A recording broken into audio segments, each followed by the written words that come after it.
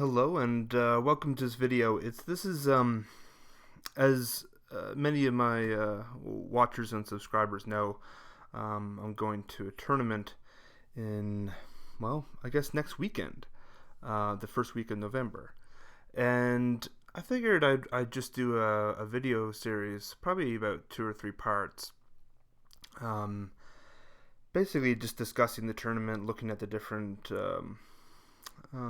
the tournament teams, tournament rules, and special missions, and the terrain and the boards, and the army that we'll be bringing. And I guess I might take some pictures at the event and maybe talk about kind of my experience afterwards as well. So this first video, I thought I'd just kind of briefly talk about kind of my experience of tournaments in Warhammer, and to kind of discuss like just the general characteristics of this particular tournament and the teams that will be attending. So, man, like I've been in the hobby since about 1998. And about the first 6 or so years I was in the hobby, I was a fairly active kind of gamer, and I'm not really that anymore. I've definitely more transitioned to more of kind of a collector, I kind of guess. I like to play, I just don't often get the opportunities as much as I would like. So I used to attend a lot of tournaments back in the day, as I like to say. Probably about the last tournament I attended, though, would be about 2004-ish, maybe 2005. And so it's been a very long time. And I think, my experience at tournaments was always fun. I attended tournaments for 40K and Warhammer Fantasy Battle. I actually ran a tournament in the first couple years I was in the hobby. I got a Rogue Trader T-shirt that just says a judge on the print, which is kind of it's one of those T-shirts you don't really want to wear around too much. I think when I was younger I used to, but now it just mostly stays in the closet. It's kind of a nice, that one tournament that I actually ran was kind of an interesting kind of memory to kind of hold on to. I think it was probably like 8 people or something, a pretty small scale. I got like a free white dwarf out of it. Like that's pretty much the only compensation I got. And I think like the painting judge, we just basically just had like a vote on who did. Anyways, and so yeah, I mean it was I also attended the grand tournament in 2001. This is like a Games Workshop event. That one will always be notorious to me because I got worst composition score out of everyone there. There was 120 people, so it's kind of like, that's nice. Back in the day when I was far more interested in power gaming than I kind of am today, I guess. But I've also won some sportsmanships over the years, and maybe because I win more of those than anything else, I tend to kind of believe that sportsmanship is kind of the most important thing. But I did win one tournament at just one held on campus or something, and that was kind of a weird one because like the last game ended up being a free for all between 3 people. And I've mentioned this in a previous video, but one of the other 2 competitors didn't really like each other too much, and one of them made kind of a derogatory remark about the paint job of the other guy's army, and then like I said, it was 3 people. I think we were trying to capture like the objective in the middle, and they immediately started to attack one another, and I didn't have to do anything the entire game, and at the very last turn I just moved on the objective and got it. So I mean, that was the only tournament I've won, so I'm coming from some great experience in that regard. But my tournament experience was long before like ETC or any of these a little bit more formally organized tournament leagues. So, the past several years I've been involved in the hobby collecting, but gaming's really kind of been very minimal for me. I mean, I've tried to get out to the stores, but it just doesn't happen that often. I can count on one hand the amount of different people who I've played games against. Um, but by far, the person I've played the most games with is my wife just at home. And she's not super knowledgeable about the rules or anything like that, so I know the rules as well as I can. But without playing a lot of different games, you don't get a lot of pushback on like interpretations and things like that. And the reality is that when it comes to even something like Age of Sigmar, which I really love and certainly enjoy playing games, I'm fairly inexperienced. We've never played against Stormcast or most of the armies in Age of Sigmar. We've played, maybe 3 or 4 different ones fairly consistently the past year. So this should be an interesting event. We're looking forward to it. We're both kind of nervous about it.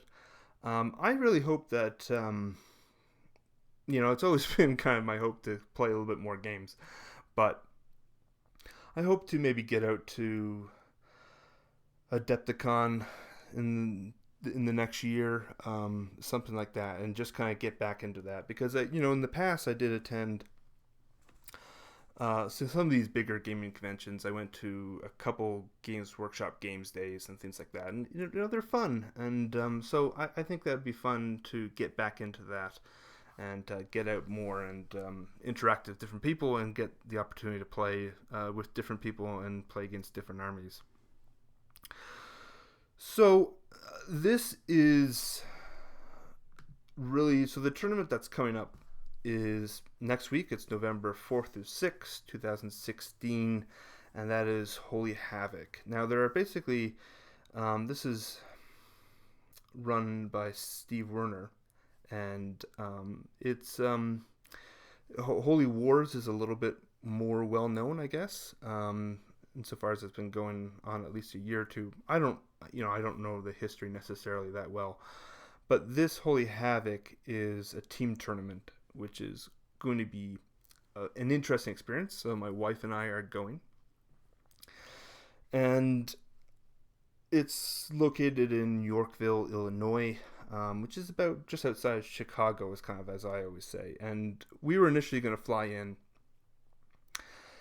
and we bought all these rather large models to kind of take, and they're high up off the ground. They're not like super sturdy models. So the idea of packing them in like a suitcase or a box and taking them through the airport didn't really appeal to me that much. So we did buy the plane tickets, but we ended up deciding to drive, which is about a good 14 hours or so. We're pretty used to long hauls, so we're not too worried about that. Although we're gonna split it into a couple days. But pretty much, like, if I wanted to go to any of these big tournaments, I'd probably consider just hopping in the car and driving. We kind of like the road trip. It gives you a good opportunity to chat and just kind of go through the country and explore it a bit. So the tournament is, it's a tournament, but it's a narrative tournament, a narrative team tournament. So it's a little bit more relaxed, as you'll see when I get into the rules in the next video, because like the army composition rules are fairly relaxed, and it's mostly about from what I gather. Obviously I haven't played yet, but my understanding is that there's a lot of rules with the terrain on the table. And I'm going to show you some of the table designs in the upcoming videos as well.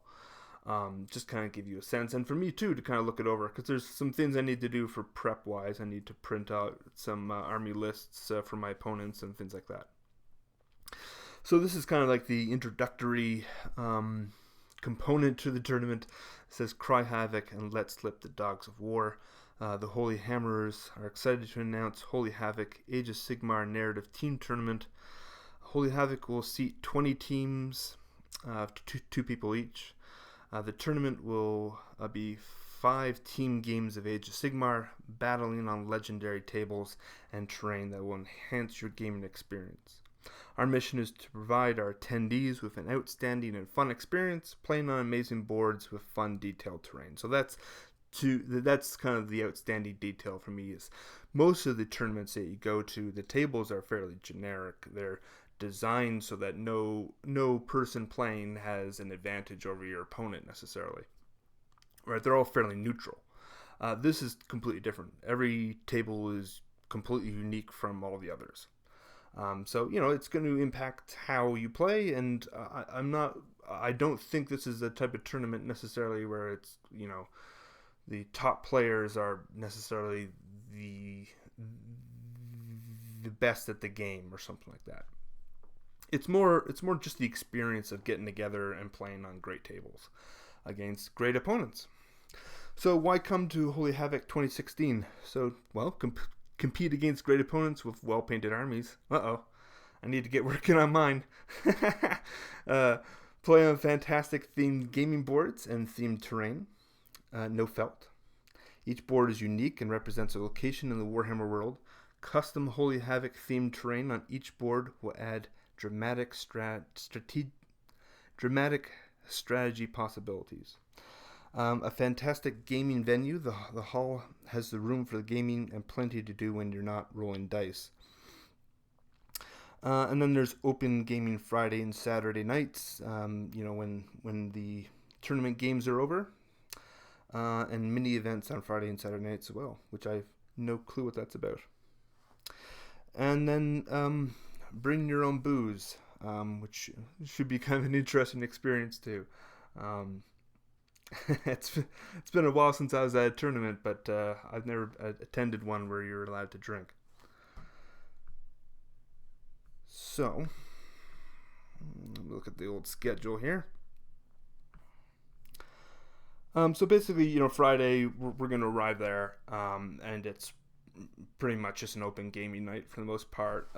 Gaming goes to 1 a.m. So that might be. I don't know if anyone else will be there Friday. I think we're leaving Wednesday, so we will definitely be there. I think we're planning on getting there Thursday. Actually, now that I think of it, so that'll give me some extra time to paint in the hotel. Every single tournament, I'm always like going bonkers the night before trying to get it done. I'll talk about my army in an upcoming video, but suffice it to say, I have a lot of work to do, and there's under a week now, I guess. So Saturday, we begin playing at 9. Their games are 2.5 hours, and there's a half-hour break between each one, and then open gaming in the evening. So, I mean, the games, the actual tournaments have fairly... It's been, like I said, it's been a while since I was at a tournament, but I don't think 9 till early evening's too bad. And open gaming, you'll probably have that opportunity. So there's lots of interesting teams that are going to be attending, and a few people that I know. So, but I've never actually met in person. So that should be interesting.